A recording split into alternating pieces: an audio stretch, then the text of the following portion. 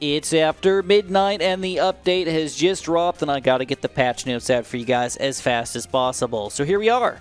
First of all, what are the big changes? Well, the Tack Paragon, which we're not going to be showing off today because you guys have probably seen him by now. In addition, a new advanced map called Last Resort, which is honestly really interesting. I think it is the right mix of difficulty and weird and intriguing and different.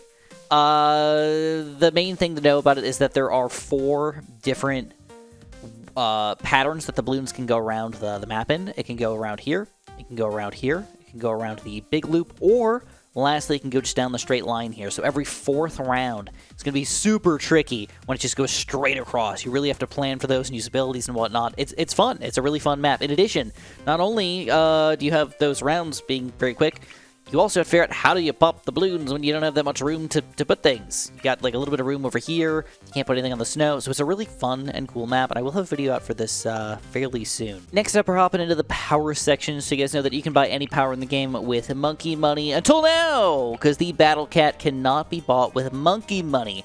If you want to get the Battle Cat, you can buy the booster pack for $4, which gives you 30 Battle Cats, so a pretty good amount of Battle Cats and spins to monkeys here. Or you can buy the Battle Cat Prestige pack for $8, and it gives you a couple extra things in here as well. I don't know if this is going to be your thing or not. It is a power, so it can help you out, but it's not actually like part of the game. It's not a new tower or anything. It's just a power. If you guys do want to buy it and you want to support me, use my crit support code. Really appreciate that. But if not, that's okay. If you do want to check out the Battle Cat, though, you can check out the quests, which we'll have by the power of Battle Cat to really check them out and see if you're interested in it. There's also a new quest, Adora Explorer, if you want to check that out, as well as Alternate Chimpoppable. It just sounds kind of fun, doesn't it? And for the first time ever, you can also buy the complete Heroes and Skin pack. $25, honestly. If you don't have any of these, that's actually a pretty good deal. But if you have some of them, I don't know if that's worth it for you. It's really up to you on that thing.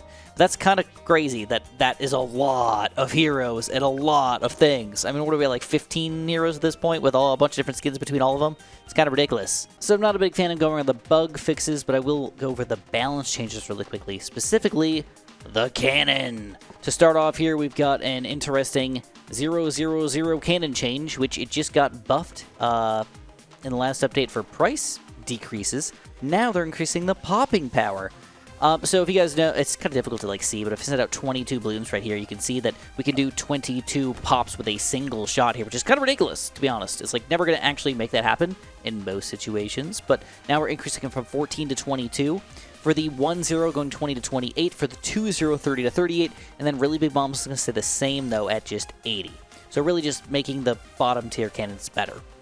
In addition, the 4th tier bottom path here is cluster distance is going to be kind of brought in a little bit. So it used to be kind of more random. Now it's going to be more normalized, I suppose. So you're going to see kind of what's going on in here. The big bombs just spraying all over the place.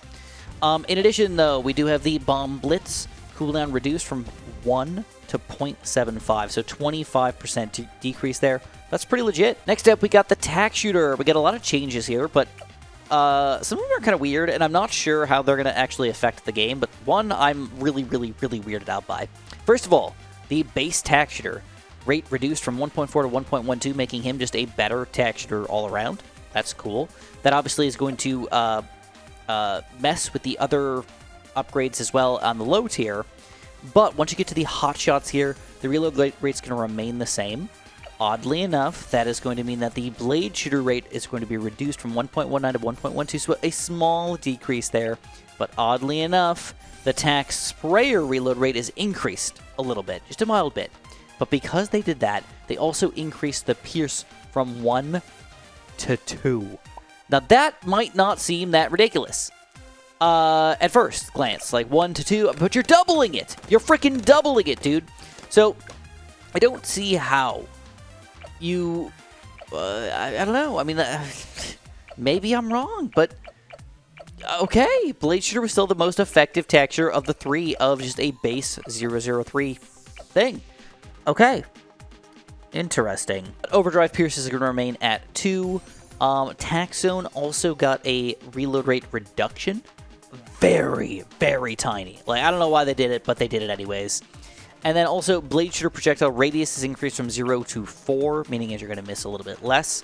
And Maelstrom ability projectile radius increased from 2 to 4, so you're going to miss, again, a little bit less here with random Stromages kind of flying all over the place. Okay, I mean, Tack Shooter changes, nothing crazy or game-breaking, though, just sort of like mild changes up and down across the board here. Okay, we got an interesting change here.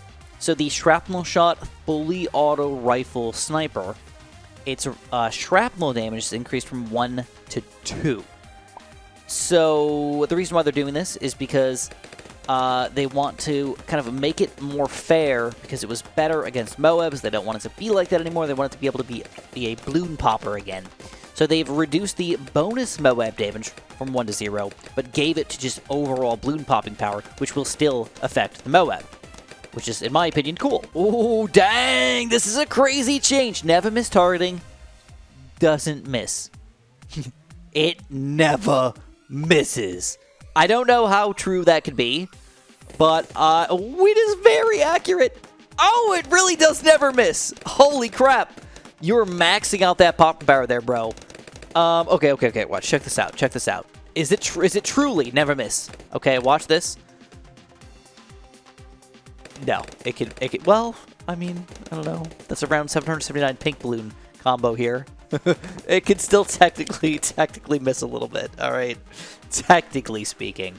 And then also, in addition, Spectre targeting is improved a little bit. So I don't really know if that was a good example here. Probably not.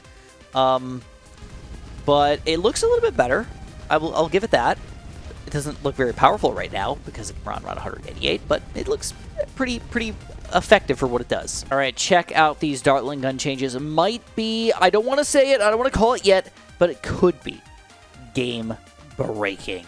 All right, first of all, the laser cannon price decrease from $36.50 down to $3,000, but they're adding that back onto the plasma accelerator, so making the third tier cheaper, but fourth tier the same. Okay, so no changes for the fourth tier overall. Fair enough, nothing big there, but, you know, maybe I'll use the laser cannon a little bit more. Then we get to the Rocket Storm, which gives us a ceramic bonus damage. So I don't, oh my god, I gotta get these guys back to, like, a normal freaking round. They're, like, way too fast. It makes me look like I freaking suck, no matter what. But it's a bonus ceramic damage for the Storm ability itself. So I didn't think this thing was bad. I thought it was pretty, actually good still, but I guess I'll take a little extra bonus damage. But then, check this out. Okay, this is weird. This is really weird. Mad.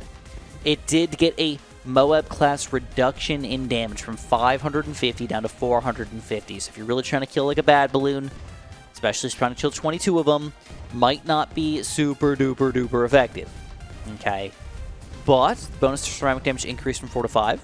Small little baby buff there. Okay, I'll take it. But here, check this out. Mad ability bonus to Moab class damage increased from 18 to 250. Now, if you ask me, that means the ability got a huge mungus buff. Okay, huge mungus buff. Like, frickin' ridiculous buff. Now, on top of that, don't forget that this guy is very, very, very easily buffed by a lot of things, man. You'd, like, overclock this bad boy, you get him a homeland defense, and he gets one of the most ridiculous abilities in the freaking game. If you're telling me that this guy now has the most ridiculous bonus damage of all time for his ability, there's no freaking way there's going to be anything better than him in, like, boss balloons and stuff like that. There's just not. Watch this. 22 bads. Again, we're going to do it. Check it out. We're going to overclock him. It's only 9 times overclocked. We're going to get the homeland defense going. Obviously, the regular attack's not doing anything too ridiculous, but it's still doing something. Homeland defense ability combo. Whoa. That is absurd. And we're popping all the balloons on the inside, too. What the heck? Now, it didn't kill every single freaking thing there, but that was really good. Mad. Boss-like right now. 22 bad balloons. 22 bad balloons. It's got 2 million pops just like that. All right, I don't know, dude. I don't know. This thing could be ridiculous. All right, a few minor wizard changes in general, specifically with the 5th tiers. So Archmage has a fireball bonus damage to Moab class balloon increase from 9 to 27. Okay. Archmage Wall of Fire bonus to Moab class increased from 1 to 4, making it even better against Moab class balloons again, but I guess not really worse against balloons, but now, like, comparatively, like, he is still a Moab popper here, right? That's, like, kind of his job. And lastly, Archmage Dragon's Breath bonus damage to Moab class increased from 2 to 6. Crazy, dude. If you get a couple good buffs on this guy, again, I don't want to like bring it up, like overclock it and stuff like that, but like, dude, this guy is going to be freaking beefy, okay? Trust me. He's going to be one of the best Moab poppers in the game. Like, just overall, oh my god, I keep sending out 22 freaking bads. Gotta just change that. Stop doing that. But you can see, popping power, it's there. And lastly, I don't know if this means what I think it means, but Prince of Darkness, specifically, buff to zombie damage increased from 1 to 3. There's no freaking way that this guy just got 3 times as strong. I just don't believe it. I don't know, you tell me, bro. This looks like Pod just is back in business. This is around 81 soloing by himself. Oh boy, Ninja Kiwi. Are you like trying to break the game on purpose sometimes? I don't know. Is that real? 3 times? No, it can't be. It can't be. All right, just because I want to just say it, I thought it was funny that Ninja Kiwi specifically said that Druid, it's really good. It's still going to be really good. Randomly, though, the Tornado Druid got a Pierce penalty of +1 if it's going to hit a ceramic. So the Druid of the Storm will not be as effective against ceramics, but not by much. It's still pretty much the same thing. Okay, I did think that this was kind of ridiculous. The Mermonkey just became like the most ineffective white popping power tower in the history of the world. But now, at least the ability doesn't get absorbed like fire does when you use it, like the Tridents do. So, I don't know. It's still not good, but at least it's like better-ish. And then also, a lot of changes for the bottom path here. Alluring Melody, cooldown increased. Resonance, Symphonic Resonance, cooldown increased. But the 5th tier is going to remain the same. Spike Storm got an interesting change here. It's become a much less good tower in the game lately.